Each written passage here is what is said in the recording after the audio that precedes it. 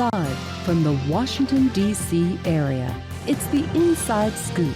All the news that our viewers want to know. Now, here's the host. Welcome to Inside Scoop. I'm your host, Catherine Reed, and joining me tonight is Melanie Meren. She is a member of the Fairfax County School Board, representing the Hunter Mill District. Welcome, Melanie. Thank you, Catherine. It's lovely to be here. So you and I were, last together, it seems years ago, because it was years ago. You ran for office in 2019. You started serving on the school board January of 2020, which 3 months later brought us the pandemic. And we are now in year 3 of both your term on the school board and of the pandemic. So it's a large shadow that's been cast. And yet, as the 10th largest school district in the nation, Fairfax County perseveres. The work is getting done. The kids are back in the classroom. Teachers are in the classroom. And the school board has continuously, without break, continued to do their work, trying to shepherd Fairfax County school system for the benefit of all of the students, the teachers, the staff, and our wider community. So I'm sure the people listening tonight are interested in what's going on, and not just COVID, and not just the things that we hear on the news, but the fact that the school system continuously has worked on program development, continues to work on meeting needs of students. Share with us, first of all, your background and how you came to decide to even run for the school board. Sure. I think I'm credited with the earliest announcement of a campaign in the history of school boards, or at least in this area. I was just that passionate. I really wanted to be of service to public education. I came to Washington, D.C. in 2002, straight out of my Master's of Public Policy program at Duke. And I just wanted to work at the U.S. Department of Education. That was my dream job at the time. And I thought I could do the most good for the most kids if I worked at the national level. And I quickly learned that even though the U.S. Department of Ed is a pretty small federal agency, it's still a very large bureaucracy. And I spent a few years there in the Title I office working on programs to serve children most in need, and also on early childhood programs. So I got to be there as No Child Left Behind was being implemented and rolled out in that 2002, 2005 timeframe. And I got to travel around the country to see how states were implementing the new law. And, I grew up in New York and had traveled a tiny bit, but I saw the whole Midwest in that job, because I went to monitor lots of, states in the Midwest, particularly just about how they were implementing the law. And even then, Catherine, it was clear that teachers were seeing that the movement towards big data and testing really was sucking the life out of school and the joy out of learning. So unfortunately, many people agree that's come to fruition. And, I think there's some glimmers of hope in trying to dig out of that big data and that subgroup, putting kids in columns and boxes and really reimagining what could be. And I could certainly talk about some work that's happening in the school division there. Well, so in addition to being an educational professional, you also are a mother. You're the parent to 2 children in the Fairfax County school system, and I think that's important to mention too. Our school board lately, in the last decade, has tended to trend younger as far as school board, the ages of the people serving on the school board, including parents. More parents with school-age children than have been in the past, and I think that also gives you a different perspective. You're not not a parent. You're a school board member, and you are a parent, facing the same things every other parent is. I'll tell you a perfect example for that. I have a 3rd grade son and a 6th grade daughter. And I picked my son up one day to take him to a dental appointment. And when I was coming back, I happened to see my friend driving by, and she kind of waved through the window and said, "There's something happening at your school. There's fire trucks." And I said, "Well, I don't know. I've been at the dentist with my kid." And so I pull up to the school, and there were many fire engines, ladder companies, and people are texting me saying, "What's going on?" I was like, "I don't know. I have my kid at the dentist." And so everyone was fine. It ended up that some motor had burned out on the roof of the building that caused a lot of alarm. But I was like, this is the epitome of my life. I am both school board member and mom all the time, but I love it. I believe so much in the work that we're doing and in the investment, and then strong schools make a strong community. And I'll tell you that when we walked my oldest to kindergarten 7 years ago, I felt like, wow, I am finally going to experience public education as a parent. And it was just 2 months later that an announcement was made that the budget could be cut up to $80 million. And I said, not on my watch. I thought of like, oh, I'd made it. I could just observe public education, be part of it. So I met up with some outstanding other parents who wanted to advocate. And together we created this campaign called I Am FCPS. And, it was a bipartisan group. We just volunteered and put together our talents in marketing and politics and community engagement. And we got, Luther Jackson Auditorium filled and overflowing with parents who said, no, we want the funding for our kids' education. And we got, that effort really yielded back almost all of that 80 million.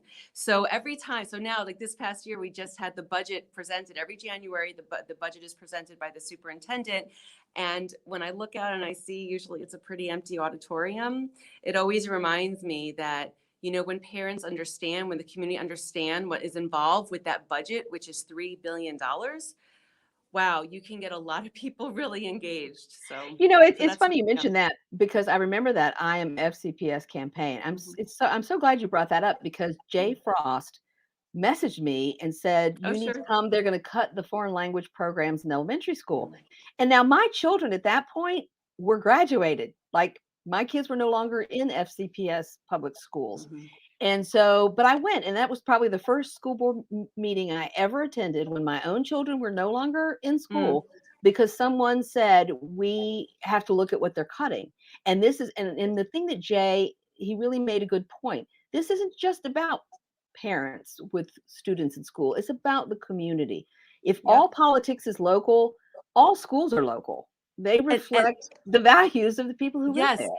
And so, so getting back to my time at the Department of Education, here I am thinking I'm going to be at that macro level, but I could tell you, if people are interested in government and public policy, local is where it's at. This is, and we can see now with all of the excitement, and a lot of it negative around school boards, this is where people are most engaged, because look, we're all of us, whether it was public education or not, have been through education, hopefully. Right. And as parents, we have a say, and it's about our children that we care about. And so it's a very visceral, very personal thing. And the school board is very accessible. And it really strikes me that, people seem to think that the school board has a lot of authority and power, when really we have zero ability to raise any money in Virginia. Where I grew up in New York, I remember as a student, I went to the school board and lobbied to not have them cut the budget. And my parents would go and vote on the budget. I think, here, especially in the DC area, where people might be coming from other places, understanding how the funding works in Virginia and in Fairfax County could be really important, because the truth is we have the school board on one side, and then we have the county board as our counterpart that really have all those purse strings, and they, raise revenue based on largely real estate taxes. And then if you don't own a home, you might not even understand that process. But really the county is the one that transfers those funds over to the schools. And so we do this partnership and this collaboration every year to say, hey, County Board of Supervisors, this is what we would like to fully fund our excellent programs, including foreign language and music and special ed and all the honors and all those things. And the county says, well, here's our, portfolio of community services we need to fund: libraries, parks, health, transportation, and education. Because of the way it's funded at the state, we have to spend the most of our money in Fairfax on education. Other places in Virginia are not like that. But for every state tax dollar we send down to Richmond, we only get a quarter of that back. That's very different in other places in Virginia. You're absolutely right. In fact, that was something Dick Saslaw was saying something about that yesterday. I saw on a news article about, because we're in session. The General Assembly is in session right now. Yep. We have a part-time legislature here in Virginia. It's either 45 days or this year it's 60 days, because it's an even numbered year. But you're right. Understanding where the money comes from schools, whether it's your board of supervisors, and you're right, the board of supervisors is always targeted. Education is something important to the people who live in Fairfax County, so it is the largest line item in the county budget is for education. Yes. But then money comes from the state as well, and there's a CPI calculation, and as a matter of fact, like, they are discussing that today. They discussed it yesterday. People It's don't been understand. discussed for decades, and it's a very, I find, so I'd like to talk a little bit more about how to advocate, because we have some really passionate and also experienced people. We also have people that don't have the time or, capability to advocate. And, as an elected official, I really try to encompass those people who don't have time to tell me their opinion, but I go on what I was elected for, the values I was elected upon. And, so even this week, we're considering some advocacy of staff members who are coming to us. And, the way the school budget works is that every January, the superintendent puts together a budget that is based on feedback that the superintendent collects throughout the fall. So like if you're an advocate and you want to really talk about some change in funding, you really have to start talking to school board members in the fall so that they can say, hey, superintendent, I really want you to fund outdoor education, which is one of my priorities, right? So I've asked questions about how can every school have an outdoor learning space? Because some of our schools don't seem to have that. Or how can we get a specialist in every school that can help teachers with the training to teach outside and according to academic standards and engaging, content? So the superintendent takes all that together, works with the amazing financial staff, produces a $3 billion proposal that gets released every January to the board. And he says, this is my best shot. I think it's got what you asked for. I think it's what the county will give us. Here you go. So we're in this phase now where the board is now discussing, can we tweak some things? Are there some amendments that we want to add? I would love to add something about, getting some more outdoor ed specialists.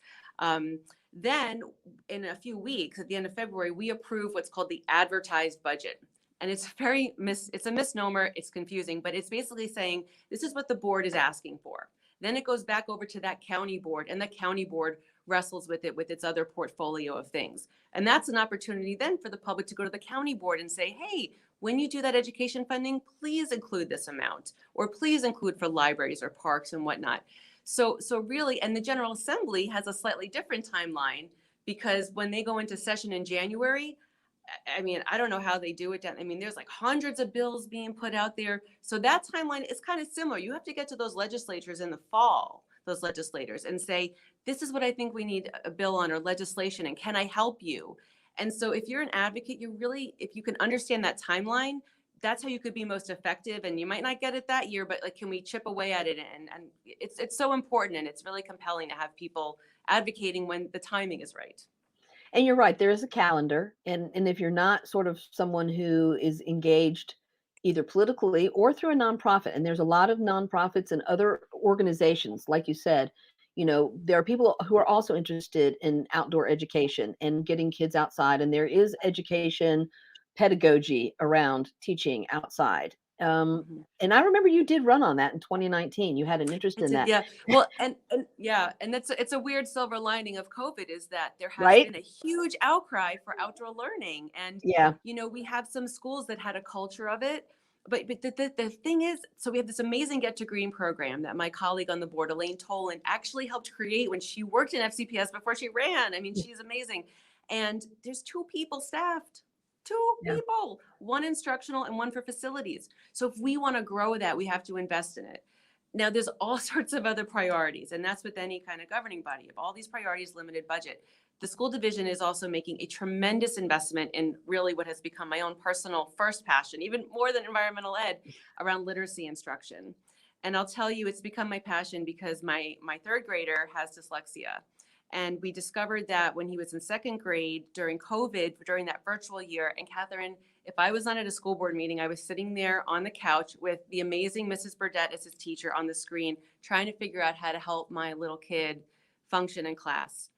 And it just so happens that some other amazing advocates from the NAACP, the Special Ed PTA, and Decoding Dyslexia Virginia advocated together and informed the board. And now we're looking at $32 million in proposed professional development for this budget around the science of reading, hiring staff to help roll that out, and legislation, bipartisan legislation that is moving forward in both houses right now to make that happen. So it's breathtaking what can happen when people really sync up. And I'm glad you brought up Decoding Dyslexia, because I have worked with them since I think 2015.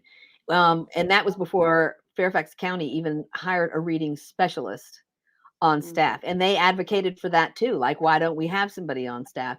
So Decoding Dyslexia has done a great job with advocacy work. And there are some organizations like that whose primary goal is specifically on the local, state, and the federal level to advocate for better public policy, more resources,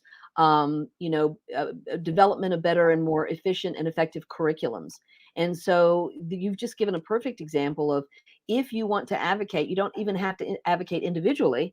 You can simply find organizations that have an effective methodology and relationships. And that's the other huge thing, is the relationships with policymakers that make it easier for your voice to be heard. But I will let people know that phone calls, or especially emails, the fact that the school board meetings, are accessible online. Some of that is, always been there, but people are more aware of it because of COVID. But there are ways to engage. There's ways to see the recorded school board meetings on YouTube. In fact, the Fairfax County Public School System has a channel on YouTube where, they have a channel in Spanish on YouTube.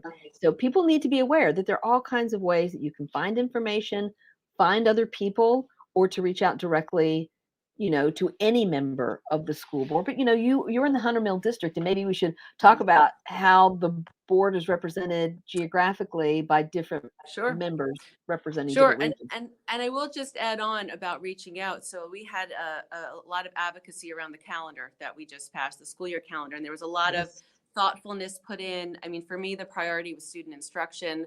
We heard, though, about, equity, and, two of our strategic goals are equity, our caring culture, and a premier workforce. And two of those were being threatened by not having a calendar that really reflected the needs of the cultural observances of our families. But so through that advocacy effort, we got flooded with emails. And they were form emails, which, they're not as effective as a personal email, but nonetheless, just like Congress, those metrics count. But the thing is, like, for me, I really pride myself on getting back to people. And we have this client system where if you use the form, then I know you're my constituent, because there's no way I could respond to, all the parents that are not, or students that are not in my constituency. So I prioritize. And so the more that you can use, communications to your actual elected officials, and everyone has 4 school board members that represent them. And so let me segue into that. So the school board, so the county has 9 districts. So we've got FCPS as a school division, okay? The whole county is the school division. And then we've got 9 magisterial districts. And I think that harkens back to, like, Lord Fairfax, the Majesty back in England. Yeah. The 9 magisterial districts. So I represent the Hunter Mill. There's other ones you probably have heard of, I know you have, but, Mason District, Sully District, Lee District, all those things, which, by the way, just a plug, there's an effort going on to rename some of the precincts that are named after Confederate names. And I'm pretty sure there's work afoot to change some of these Confederately named magisterial districts. I digress. So got these 9 magisterial districts, okay? So there's a school board member from each one. And then there's 3 at-large members. This is different than the county board of supervisors, where there's 9 magisterial members and 1 at-large who is the chair. On the school board, we self-elect or self-select the chair and vice chair annually. So every person has their magisterial member. So for folks that are in my district, it's me, plus 3 at-large. So you have 4 people out of 12 that you can raise your voice to. So I remember when I was running, Catherine, I ended up creating my own handout that said, here is the laundry list of people you are voting for, because it was 4 school board members, 2 board of supervisors, the sheriff, the Commonwealth's attorney. People, it was a bigger education for me to give them that piece of paper than my own campaign literature that said, vote for me. And I think that the more people understand how many opportunities there are to elect people, I mean, election is like a sport here. Every year you're voting, sometimes several times a year. I think exactly. 3 times. Well, and there's been a lot of controversy about municipal elections, which, impacts me because I live in a city. Independent cities had May elections, and they changed that. And so now it's going to be in November. But for those of us, in Fairfax, you voted in the presidential primary, you voted in May elections, you voted in a congressional primary, and then you voted in the general election. So we went to the polls 4 times during COVID in 1 year. Yeah.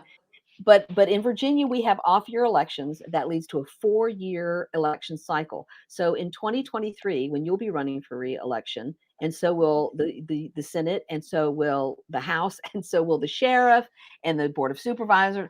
But here's the thing, that 4th year in the cycle, after people have gone every year to the polls, is got the biggest voter drop off. So to your point, and why it was so important for you to tell people, you're not just electing me, you're voting for sheriff and you're voting for all of these other people, is that the lowest voter turnout is for the elections of the most people and the closest to your front door. And I would love us to get away from saying, honestly, off year elections, because like there's no I know, off it's year terrible. here. There's no off year in Virginia. Yes. Every year is on. And again, you know, so I was fortunate enough to have my family move into this area from out of state last year. And I said, let me educate you about how it works here, because you're going to vote often. And, you know, you will. You really, you have, but even students, you know, I had a lovely student who was a senior, I think at Madison High School, and she volunteered with me and to drive around with me in a campaign at the time. And I said, and she was an AP government. And I said, so do you know what I'm running for, like what the 100-mile district is, or what the board of supervisors was? And she didn't know the local governance structure. And I hear that's you know, a criticism with AP, but just in general, like if we're not teaching our students, like this is what civic engagement is. It is the most local. So I really, you know, it's not just registering to vote, but it's understanding. It's not just every 4 years. It's I know, and several times every year. I think Virginia needs its own schoolhouse rock on how we vote in Virginia. Set to music. I'm kind of visualizing. I hope some talented kid in one of the Fairfax County academies is like, we could do that schoolhouse rock. We could educate people on how we do it in Virginia, which is different from any of the other 49 states. Yes, well, it is. That's probably better than my idea. When I first ran, I said to my husband, I'm going to have like a coffee shop and we're going to, you know, we're going to meet there and I'm going to tell everyone about it. And he's like, no one's going to come to that, Melanie. I was about to say, so this is me kind of doing that, you know? Yeah, this is. And that's basically what the show is for, though, because we do want to keep reminding people how it is specifically in Virginia, how it specifically is in Fairfax County, what the structure is, where people live who are watching this show, because it is very specific. People move here, as you pointed out, people move here from other states and they're like, I don't understand how this works. They don't even understand, quite frankly, that we're not a state. We're the Commonwealth of Virginia. Yeah. Can you believe it? People are like, the state of Virginia. I'm like, we're one of the few commonwealths of Virginia. Yeah. And even that escapes people, the nuance of it. And you know what's interesting too is this area, you know, it's and we were talking earlier about community schools, and you know that's really you know being very hyper local, you know, so like for me, I've loved my family. We've been able to walk to school these last 7 years in elementary school, and when you have programs that take kids, you know, to different places for different programs, you do lose that cohesion. But you know, with the funding, the way it works is that so much of it is from locally, and yet we also are the home to these like international headquarters. Like we have some businesses that are internationally headquartered here, so they don't necessarily, from what I understand, they don't necessarily see themselves as Fairfax based. They are globally, you know, and they are in the capital of the nation in that area. And so I think, you know, when we talk about things like revenue generation and we look to diversify away from, you know, not only just really putting the burden on homeowners, but the business, you know, what business revenue from the businesses can come in. You know, the meals tax, which was horribly named years ago, that failed. It did. There was a big push, a big effort by you know certain restaurants to really kill that thing. But the flip side is like DC has a 10% meals tax, and you look at the travel that comes in, and you know, again, like looking now, the burden of home ownership with those revenue bases, like it's kind of boring tax policy, but like that's where the stuff happens. And if we could get, you know, better partnerships with, you know, businesses to say, yes, you know, it's better to help us with revenue generation than pretty much anything else if you really want to sustain this world-class school system and a place for employees to want to come and live. And I think you do have some important partnerships. I think one has been with Capital One. I believe that when everything went virtual, they provided funding for the Mophie connection. Oh, the hotspots. Yeah, the hotspots. There's a lot of partnerships. I mean, there really are. I think, you know, and I'm thinking like Virginia Tire and Auto, they're doing, you know, for workforce engagement and training. I mean, there's no lack of generosity. I think what I look at is how can we make it more efficient and more effective, you know? And equity. And let's talk about the equity piece. So, you know, there's 42 Title I elementary schools in Fairfax, you know, and people shouldn't be surprised that in a county of over 1 million people, not everybody makes the median income that has been targeted is what you need to earn to live here in Fairfax County. There is a lot of in poverty. There's a lot of invisible poverty. COVID Yeah. revealed a lot of that through food insecurity. There was a lot of Yes. coming together. There's a lot of coming together in the community for people Well, realizing. that was really, I mean, and I would like to talk about this a little bit later, is, schools being asked to do more than the mission is intended to do. So schools being asked to do more than the mission, is intended to do. One of the first things we did was figure out how to get meals to kids. Yeah. And I remember advocating not only to help kids, but if we also didn't get the food out, we would lose federal funding. Right. I think that, oh gosh, I lost my train of thought. There's so much to think about. There is, but I just think that it was a moment when people realized that their neighbors, and in Vienna is an example of that. Is the Vienna community came together, restaurants, businesses. Lydia Russo put together the Vienna Foodies, right? Foodies, yes. Right, and so first yeah. responders, and it was a spontaneous sort of thing, and it wasn't school directed, Right. but it encompassed school children and all of that. And I too. can, when we talked earlier about advocacy, some people criticize and say, you're not listening to all the parents. You're not listening to parents that don't agree with you. And, one thing I think there's a difference between listening and like doing what is being asked. But I do really try to hear the parents where I don't necessarily like personally agree with them, but like I represent people that have different views. And I try to use the data through my outreach and just, again, reflecting back on the values of which I was elected to make decisions. But I will say, I do admire, and I've learned more to, appreciate that not everything has to come from the government and, right. So like a perfect example is I was engaged with several different efforts in my community to help settling Afghan families arrive in the area. And can I tell you, Catherine, in one day, I posted on the amazing Vienna Moms Facebook group, a group that when I joined with a newborn, there were 400 women, and now there's many times more that. In one day, I drove around my neighborhood, made 7 stops, and filled my truck with goods to bring to this family that had a newborn and a 5-year-old. There's a ton of generosity, and I love to connect with people to help them get what they have to offer, whether it's time or money or things, because people do want to help. There's a lot of people that want to help. I agree. And I think that COVID has revealed, and I think it's also forged collaborations, partnerships, and relationships that might not ever have happened if we weren't all stuck together in this really terrible time. We're gonna go to a break, but when we come back from our break, you will hear more from school board member Melanie Meren, who represents the Hunter Mill District on the Fairfax County School Board. So how was work? It was 1,300 hours. My math class from 302 was in the trenches. Davy Roth had it the worst. Fractions were coming at him left and right. He just didn't get the damn things.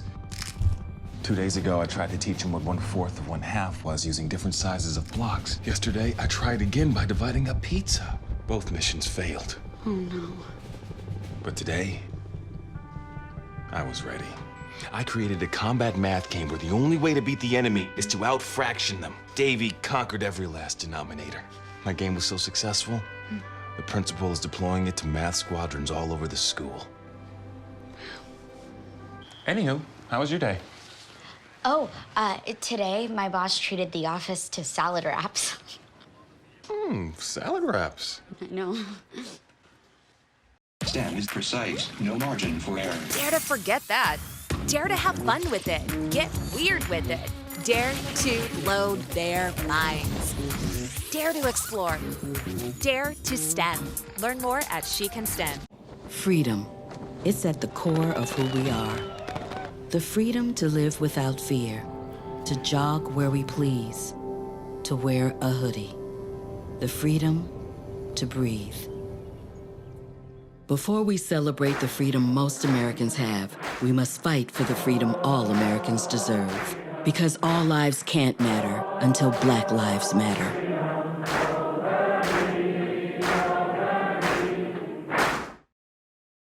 Caitlin, be serious. Now take the oath. Come on. I'm totally taking this seriously. Okay, I'm ready. You may begin. I pledge that I will never meet in person with anyone I first met online without checking with my parent or guardian. And furthermore, if my parent or guardian agrees to the meeting, it will be in a public place and my parent or guardian must come along. Do you pinky swear? I do. When you teach your kids about internet safety, they'll pass it on. For more information, go to cableclicksmart.org. We're back to the Inside Scoop. Here again, your host. Welcome back to Inside Scoop. I'm your host, Catherine Reed, and tonight we're talking with Melanie Meren. She is the Fairfax County School Board member representing the Hunter Mill District. And we so appreciate your time, Melanie, because, you know, it's a huge school system. There's a lot of moving parts. You serve a lot of students and their families, but also teachers and staff. I saw in your most recent newsletter that the way you put it was there are 205,000 souls in the school system, staff and children. And when you think about that, 205,000 people every day who work on behalf of the children in the classrooms. So it's an enormous school system. You have, since pretty much the first 3 months that you were serving in office, COVID closed the schools, it pivoted to virtual learning, and suddenly in your very first term, you are asked to do so much for which the school system had not prepared. Mhm. Talk a little bit about, you know, how that has been for 2 solid years now. Yeah, I've actually been keeping a little bit of a log to track my thoughts over time, and maybe one day I'll put it in a book, because there's so much to share. And someone said to me, how could you have stayed? And I said, well, honestly, it never occurred to me to walk away. I mean, we were in it. We were just trying to figure it out. And I think a big theme that comes across to me is that our schools are asked to do so much that is not core to our mission. So our mission is to educate children, but we know through research and experience that kids can't learn if they don't feel safe, if they're not fed, if they don't have a home to go to, if they don't have supportive family and network. So, in this situation, obviously, if kids are not safe, we can't educate them. And so certainly, like you said, no one was prepared for this level of a pandemic that, we had been talking about getting a device in every hand in high school. We had done that. We were just about to start budgeting for middle school. And within weeks, we were ordering thousands and thousands of laptops. We actually just signed the budget, or gave the superintendent the okay to purchase devices for pre-K to 2 that are age appropriate, because those kiddos are already using devices that are like the rundown old ones, because our middle school kids got them, the elementary school kids got them, and now the little ones, for classroom use in age appropriate ways. But, I think about what happened even in that first year. We had the pandemic. We had an international cyber terrorism attack. We also saw a big change in the public opinion about how people feel about education. But what I want to really focus on just briefly is, again, I mentioned this earlier, that the school board doesn't have a lot of power. We don't have the purse strings. And so many decisions were made way above our head, and we had no way to override it. So, I have used as my, my compass, what are the medical experts saying? And you had, the CDC and the FDA and HHS, and then, sorry, I said I wouldn't use acronyms. I just use all these acronyms, but I think those are pretty widely known at this point. But, and really, I remember so clearly, Catherine, in July of 2020, Governor Northam sending a letter to the school divisions saying something like, quote, the decision about whether to open or close is squarely in your lap as local school boards. And at the same time, I remember in New York, that governor in 2020 saying, here are the metrics that you use to open and close schools. So again, 2 totally different approaches. So we're like, well, we're not medical experts, we are education experts. But in weeks, our staff turned around metrics, okay? Now, the way our school division works is we have an assistant superintendent for special services who oversees health programs, but also all of special education. It's a huge responsibility, and we have an amazing person doing it. But that portfolio of overseeing health responsibilities, just, the top was blown off of it. We also had the state saying, you all decide what you want to do.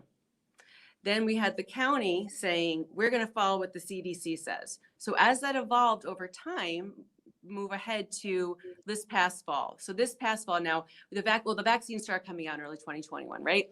And Inova, amazing partner in helping us vaccinate our 25,000 staff members who went and, voluntarily vaccinated.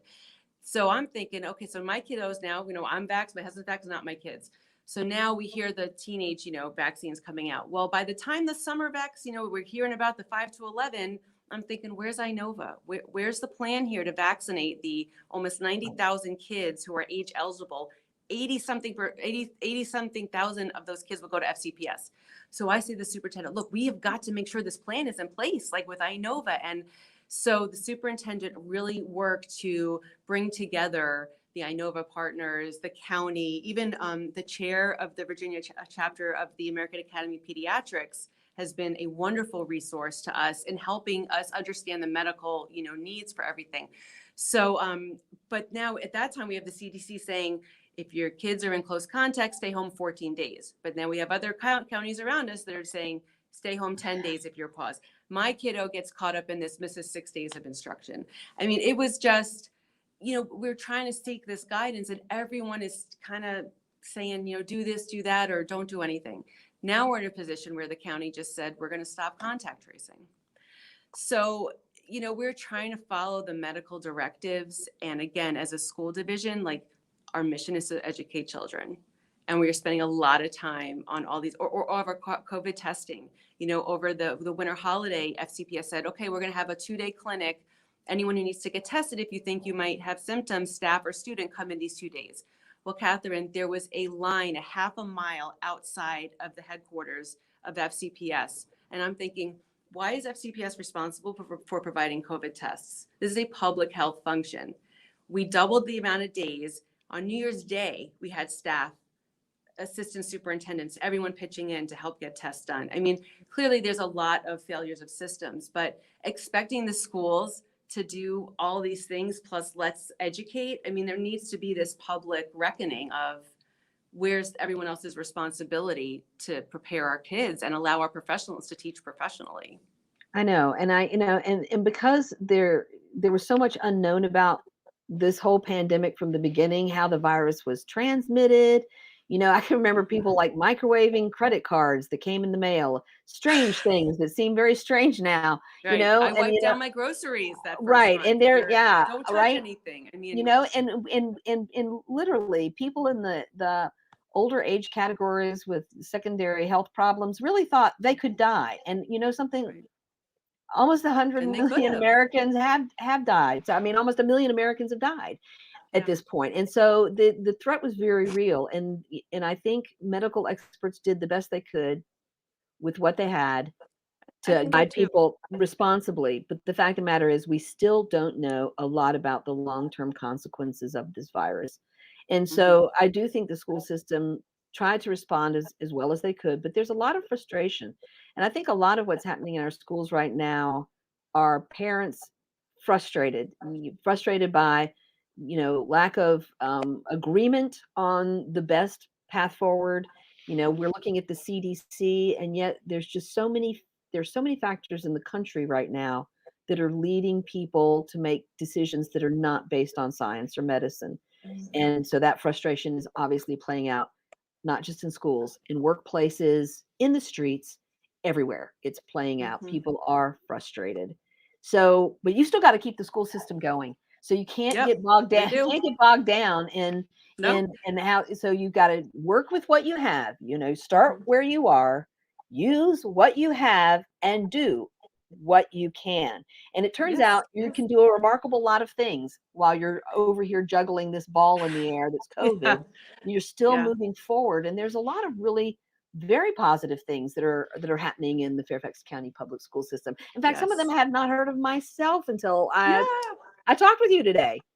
And the thing is, Catherine, we have to live through the pandemic. We can't, we have to figure out how to live. And so even just today, I was over at Dogwood Elementary in Reston, and Dogwood Elementary is the only school where you can start with the IB International Baccalaureate program and go on to middle and high. So people probably know that South Lakes High School is one of our IB high schools that students can go to if they live in that South Lakes, pyramid, or if they, can place in.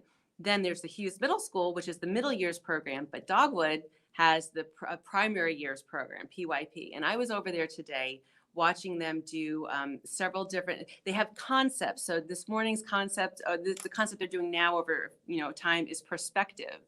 And they were reading, a teacher was reading a book about these ants that get sidetracked into the kitchen and they, end up in a blender and end up in a toaster. And it was like, well, what's the ant's perspective of that? How can you think of it differently? And just thinking about, what a skill that is, like the metacognition to understand how do you see things and how do other people see things.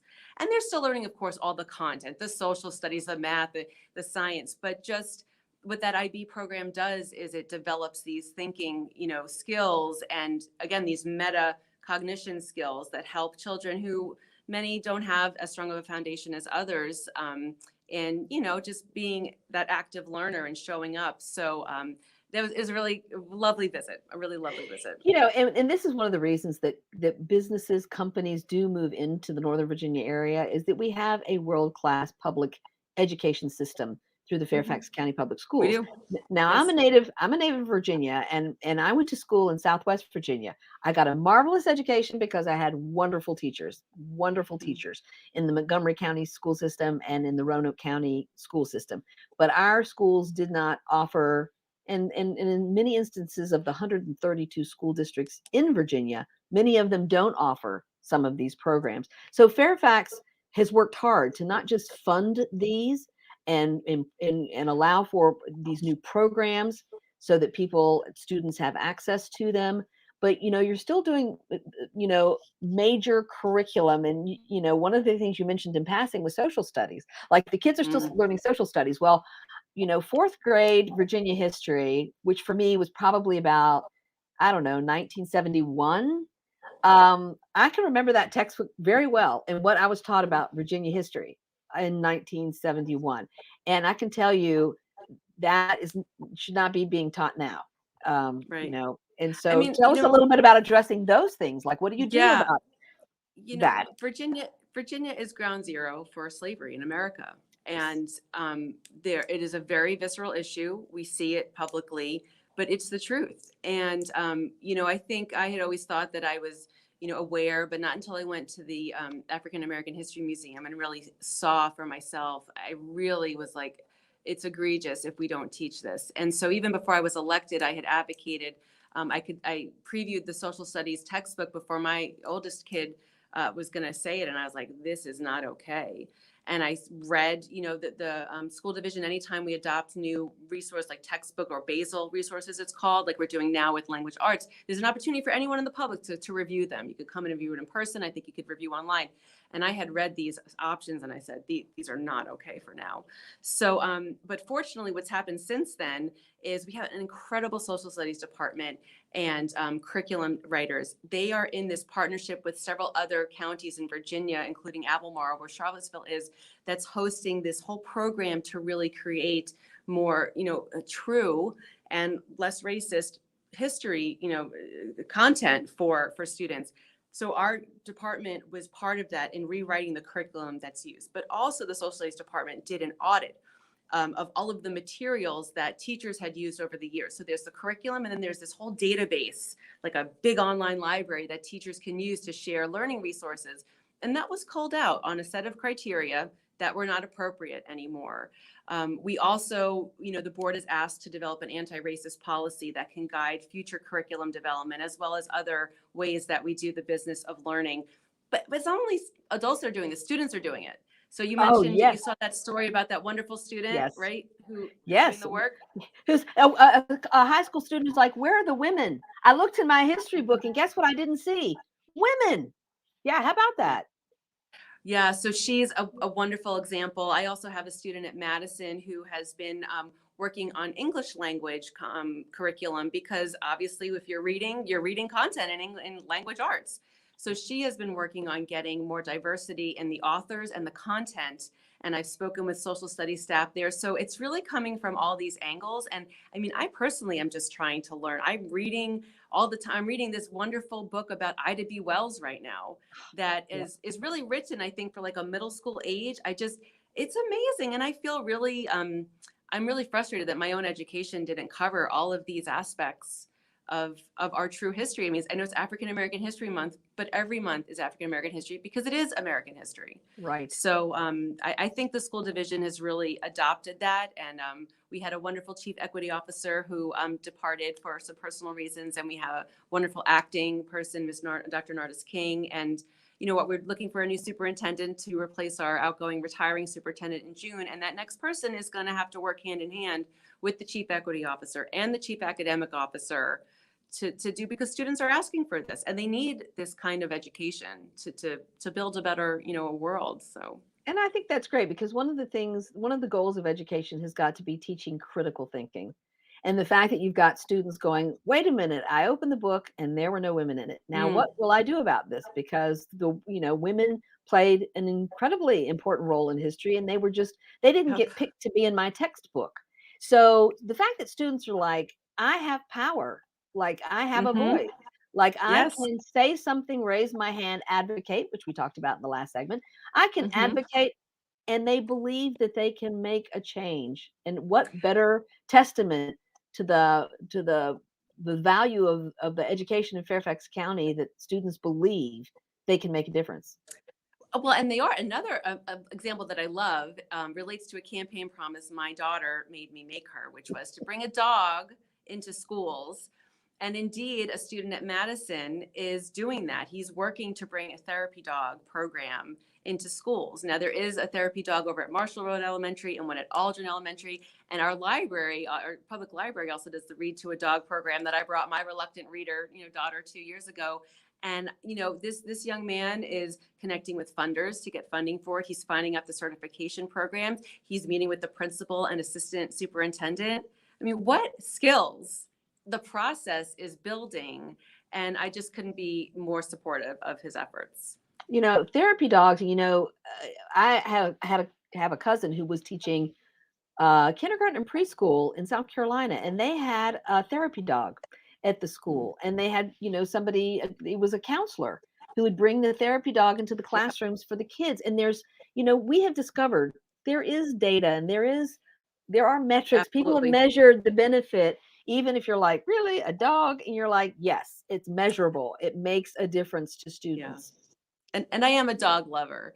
And, Me too. and we have questions like, what if people are allergic, or, these things are figured out, obviously. Yeah. And that's why you bring trained dogs in for this very purpose. But I have a little 12-pound poodle that we, rescued, a toy poodle. And she brings me so much. She was really my help during COVID, sitting with me on those many meetings online and just being there. So I think kids, they are stressed, and it's a tough time, especially for, older kids that are aware of the many ills in the world, and for younger kids who do have some anxiety about school. And if we could do one more thing to help them, I mean, why not? I agree. And I sit on the board of Grand Evolve, and Grand Evolve has been around since 2014, and we place retired seniors into the classroom of Title I elementary schools. And before the pandemic, we had 165 volunteers in 24 schools. Wow. And we pivoted to virtual, not as many schools, not as many volunteers. Some of our volunteers have started back, then Omicron flared up. And so we've got a lot of our program on hold. But one of the things that we do in putting, you talk about the benefit of therapy dogs, the benefit of older adults, an extra pair of hands, an extra set of eyes, an extra set of ears, just showing up, being patient, helping them with their reading or their math, just an older person who can provide this sort of caring, warm, relationship with children who need something extra. It is so important. And, we hope that one of the programs that we're going to get back to is a parent engagement program, which we really had a great success with at Crestwood Elementary School. And we understand that, for many schools, and a lot of the Title I schools do not have PTAs. So parent engagement is even tougher. And the extra resources for school programs is a little tougher. So parent engagement is something that our organization is involved in. And I know it's also something you talked about in your last newsletter in January. Yeah, I was just reflecting back to this morning at Dogwood Elementary, and we have they have several part-time parent liaisons, and just thinking about how that liaison helps to do things like fill out forms for newly arriving Afghan families, right? So the families, they speak English, but our culture is different. Or, the family I've been involved in helping, I was thrilled to be able to help this person get a job. And it turned out he needed to sign the offer letter and send it back. Something simple, right? The employer said, Right. sign this letter and send it back. And he's like, I don't have a printer. And this is an intelligent man who is qualified for this very, extensive job. And here I am like, okay, send me your signature and I'll paste it onto this PDF and we'll, like there's Mix so it many. up. And I was talking with this principal today about how there's just so many levels of this that, we might not see because of our own lifestyle. And I think Right. back to when I had, my kids were young and I craved having someone who was an elder nearby. And I think, I'm reading this book called Street Data, which a staff and central office are reading about assessment and moving away from just assessing kids on whether they, can they read at the right rate and do math at the right rate. Of course, that's important, but it's also like a student who lives with their grandparents has this whole other set of strengths that like my kids don't have. And so Right. seeing that value, I think, and that's why I think Grand Evolve is so cool, because there are so many people I know where like we moved here and our elders were not here. I think our culture discounts that need. And the thing with seniors too is that the reason that Dot Keenan founded Grand Involved was to combat social isolation among our county's seniors who don't, once you've retired, they want something meaningful and valuable to do. And working with children is just it's a win-win. And our volunteers will always tell you they get more out of it than they believe the kids do. Yeah. They get way more out of it. And also, I mean, what I love when I speak with, so my husband's grandmother, she lived to be 104 and she passed away a few years ago. And the story she would tell me about who was her favorite president, was it JFK or like maybe LBJ? I don't know. So, or even earlier, right? But just being able to talk with someone about the experience, especially like when it comes to work and how to present yourself. And, we really have some outstanding career programs in FCPS. And I always am just thinking like, professionals, like, can we get more professionals or more retired, folks to come in? Because we have, we have a lot of academies where students might travel. And what I want to do is like, we have this amazing academy down through the Edison pyramid.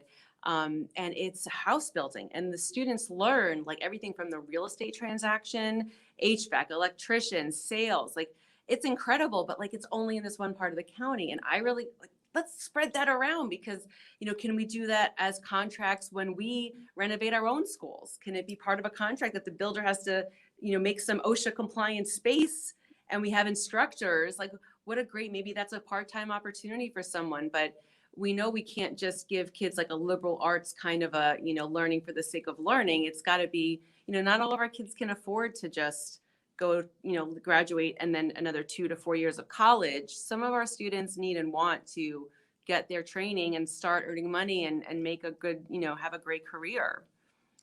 Absolutely. And I think having a good K through 12 public education program gets students workforce ready and it gives them options. And some of them are going to go straight into the workforce, but they may end up going to community college to get a certification or an associate's degree, dual enrollment programs, and we haven't even touched on that. But there are so many options through the Fairfax County public school system and the partnerships and the collaborations and the programs that offer more opportunities and more options for the students who go to our school system. And I think FCPS is doing a better job at advertising it and communicating it. We have an outstanding communications office that's trying to tell all the stories. And, so I serve as the school board liaison to the board's career and technical advisory committee. And so the school board has a number of these advisory committees in different subject areas. And then one of us will be that liaison to kind of bring back and forth the information. And we were supposed to go visit some academies last month and that got, canceled because Omicron. of COVID, but we had a board event, a meeting with the fall strip with the Fairfax City School Board actually, and the students at the Chantilly Culinary Academy cooked for us. It was outstanding. I mean, the presentation, the food, the just kind of like the creativity. And I think, in Fairfax, we pride ourselves on this graduation rate, this college going rate, and we're home to, one of the best schools in the nation, with TJ. But there's other criteria. And it is completely laudable, and we should celebrate that our students want to become chefs and they want to go work in HVAC and they want to be electricians and car mechanics and landscapers. I mean, these are excellent needed jobs. And so I just think if we could make more room in our definition of success, that it's not just, taking 5 AP classes, which I know some students do, and it's just too much. And there's got to be some happiness and balance in there in finding, the path towards adulthood. I agree with you. My kids, my daughter took the musical theater academy, and another daughter took the fashion design academy. Oh, And so fun. and they were both interests of theirs. Neither one ended up in careers there, but they had an opportunity to explore and develop skills that they were interested in. And I belong to the Rotary Club of Centerville and Chantilly. And when we give scholarships out to Chantilly High School, we give a regular academic scholarship, and then we also give a scholarship to the Culinary Academy. It's because a lot of people will leave the culinary school and go on to further education in the culinary arts too. Yeah. So that's another thing when people are thinking like service clubs or thinking about how you give scholarships. We give scholarships to Mountain View as well. So the students at Oh, Mountain they View, said their graduation yesterday. yeah, Yeah. their alternative Well, high school, then they can use that scholarship to go on to a certification program yes. at community college. Yes.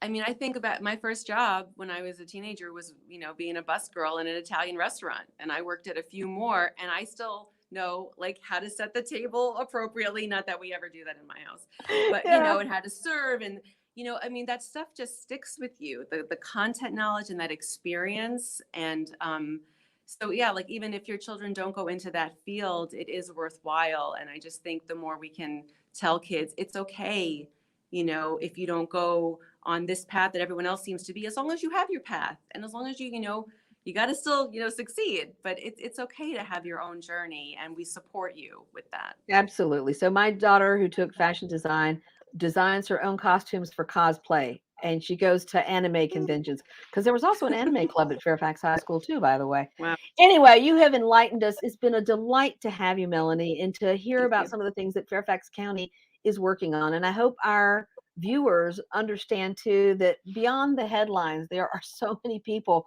working so hard to create and maintain a world-class public education system here in Fairfax County. And so I want to thank you for all the work that you do that we don't see all the time, because we don't see all the Thank work you, you do. Catherine.